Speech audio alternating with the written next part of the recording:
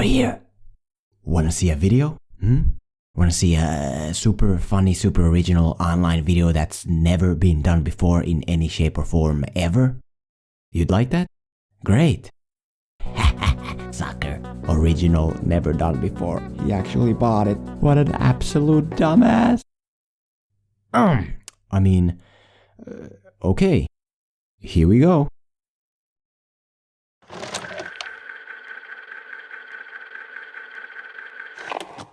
After my last video discussing some of the major problems bogging down Star Wars The Last Jedi, a lot of viewers ever so kindly pointed out that my unbiased fact over emotion type views are, not very appreciated and sadly do not deserve a place on the internet. Now, I've always been taught to ignore bullies and chase the dreams I value the most, but unfortunately, bullies still get to me. So, as I clearly am not qualified to talk about actual contents of movies or any pieces of narrative entertainment whatsoever, this time around we're gonna do something a bit different. Instead of looking at what's inside the box, we will look at what it says on the box, aka we're talking title translations. As I'm sure you can already tell, English isn't my native language. I'm not American, I'm not British, I'm not whatever. In reality, like some of my subscribers somehow have managed to guess, I'm actually from Krakosia. And having grown up in a non-English speaking country like Krakosia, one of my biggest personal movie-related frustrations has always been our film distribution industry's obsession of renaming movies to our language. I've been holding this pain and anger inside me for so long now, so I thank you for this opportunity to finally let it all out and share it with someone. So, film title translations for foreign markets. What exactly is the problem with them and why they need to finally end? You goddamn translating motherfucker.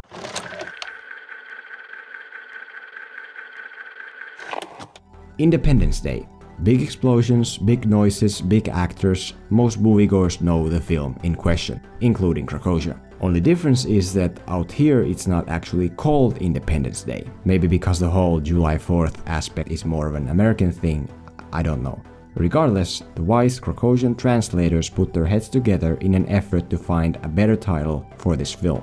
It's got aliens, it's got warfare, so what do they land on? War of the Worlds. Honestly, not a bad name. Not until a decade later when Tom Cruise decides to come out with an alien invasion movie of his own called, that's right, War of the Worlds. And now there's a bit of a pickle. Specifically, what the hell do we call this thing? Independence Day? That doesn't really make sense. Maybe Mars Attacks? No, that would only make it even worse. So, the wise men agree to make what pretty much is the only choice they have left. They admit defeat and give this thing the exact same translation. And now the great Krakosian people can enjoy 2 War of the Worlds movies instead of just one like everyone else. But of course, that wasn't even the end, because yet another decade later, this time Roland Emmerich decides it'd be a great idea to make a sequel for Independence Day. And now the translators have to figure out a title for that. A movie that's a sequel to a movie which, based on their translating choice, they already have either 0 or 2 different versions of. God damn it.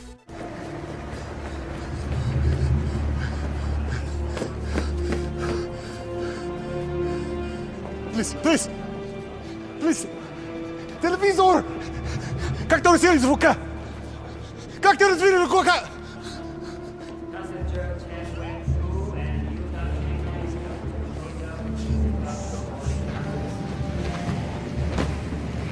Consistency problems aren't exclusive only across different franchises, however, but also cause headache to movies in a single series. Take for example, the Amityville Horror, or however you're supposed to say. With this original title, there was a chance of success, since right out the gate the translators decided not to mess around with words and just give this thing the best direct translation that they possibly could. Great. There was just one teeny tiny problem. See, instead of translating the actual title of the movie, they accidentally ended up translating something else. The poster tagline. And so, from this point on, the Amityville Horror film was officially known in the Krakosian market as, for God's sake, run. How does this happen? Most likely we'll never know. But me, I do have a suspicion. The version of the poster the translators received was this. And in this version the tagline is bigger than the actual title, so obviously that then must be the name of the movie. Sadly, of course, it wasn't, and this whole thing ended up being the equivalent of taking Die Hard and calling it Coming This July. The more Amityville horror movies that followed, the worse things got. In the sequel, the translators decided to use the word Amityville after all, but a year later they apparently didn't like it anymore. Fourth one didn't use the word either, but then in the fifth it seemed to be in fashion once again. This went on and on and on until finally in 2005, when the Michael Bay reboot came out, they chose to drop out translations altogether and just call it the actual English title. And it only took them 3 decades to get it right. We could spend the whole day and night discussing similar cases, but F it. Let's just move on.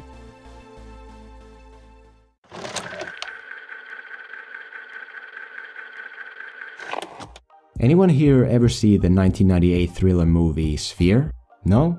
Okay. Well, it's been 20 years now, so I'm just going to go ahead and explain the story of Sphere for you. In case you've actually been meaning to see it for the past 2 decades now and don't want it spoiled, close your ears, I guess. In Sphere, a team of experts discover a 300-year-old alien ship at the bottom of the ocean. But then the twist is that it's not alien at all, but instead human, sent there from the future. What's that? Lame cliché twist, you say? As it so happens, our talented Caucasian translators very much seem to agree, since they decided to scrap the title of Sphere altogether and just call this thing A Stranger from the Future. Nice. And just like that, a 2-hour movie became a 1.5-hour movie, since nobody in Krakosia now needed to show up to watch the first act at all.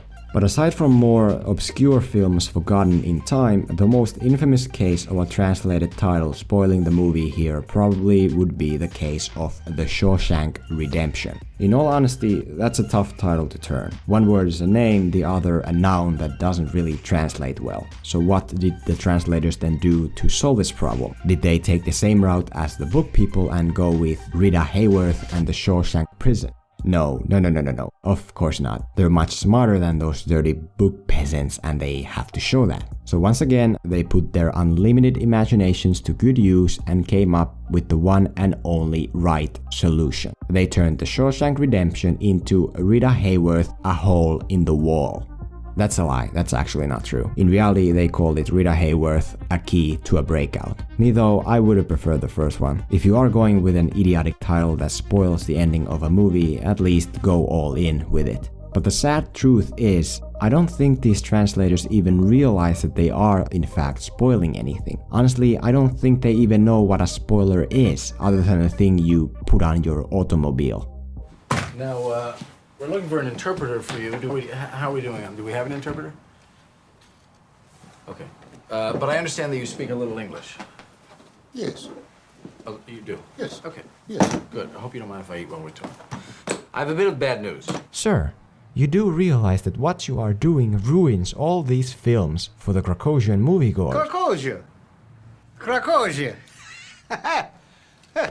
Krakosia. Right. I don't think he gets it. Okay. Imagine that these potato chips are Krakosia. Okay? Krakosia. Krakosia. Yes. Krakosia. Okay. Okay. And this apple, Big apple. Big apple. the Big Apple, represents. Your poopy spoiler translations, you damn bish. Okay? But even if the title changes don't necessarily spoil the movies, then they just downright don't make any sense whatsoever, as was the case with the Christian Bale film Equilibrium. Now, I understand if the translators aren't going to call it Equilibrium here. That's fair, it's a tough title in of itself. But for whatever reason, they retitled it Cubic. And no, I don't mean the word cubic in Caucasian, I mean the actual English word cubic, as in they took one English title and they swapped it out for another English title. This very well might be the one renamed movie that has always confused me the most. No matter how I try, I just can't seem to wrap my head around as to what the translators were thinking. Was it like, oh, Equilibrium? Nobody's going to show up for a movie with that name. But wait, here's an idea. Let's call it Cubic. Oh yeah, hell yeah, that's fantastic. Every single Caucasian in this country will be begging to see that.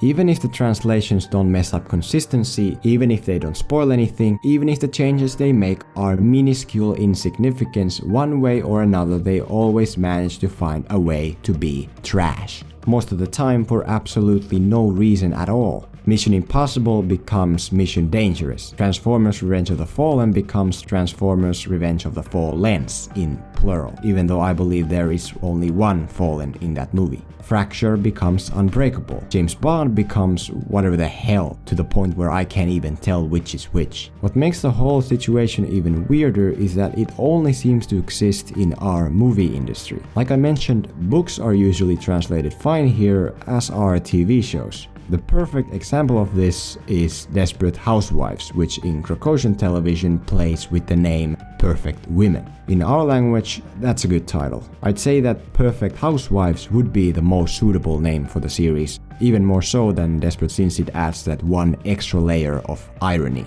But for every perfect women on the TV side, we film fans get yet another pile of Winnie the Pooh like Beware Thy Neighbor, which of course is a translation of, well, you know what? It's about time we increased interactivity on this channel. The first person who correctly guesses which Hollywood movie this actually is, I'll put that comment up on screen in my next upload. But furthermore, in that same comment you must also talk positive things about my content and that I don't deserve any hate whatsoever and that every person who criticizes me even a little bit is just a jealous bully. Sounds good. As for hints, this movie came out in the 90s and it's around 2 hours long. Oh, and no, Caucasians cannot enter. Älkääkä please menkö huutele oikeata vastaustakaan.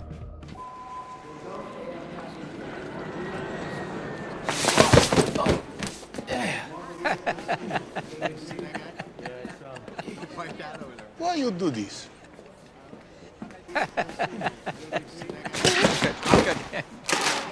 This is the only fun I have.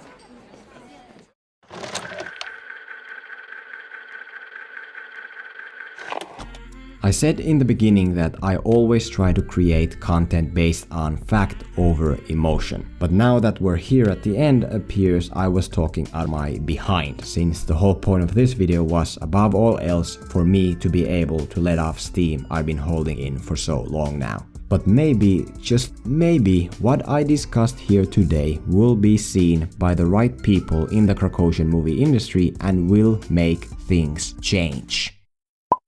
I'm just trying to sound nice. Caucasian translators don't understand a word of English.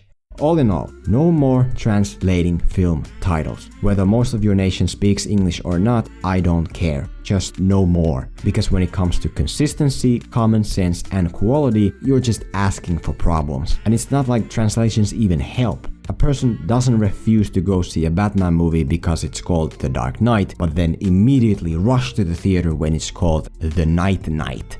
As a wise man out here on YouTube once said, it's time to stop. I need to see your boarding pass and the club card, sir. I'm sorry, sir. Stranate meo, This no. is a private Even though lounge. The public lounge is downstairs.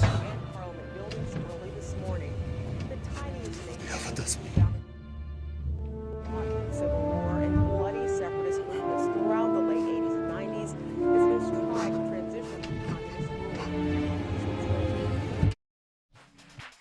Thanks to everyone here for listening through. Really means a lot to me, really makes it easier for me to move on with my life. If you happen to enjoy this video, please leave a like and a comment, as that really helps a small channel like me out. If you didn't enjoy this video, you don't have to do anything. Just please don't dislike or leave mean messages because I can't take it anymore.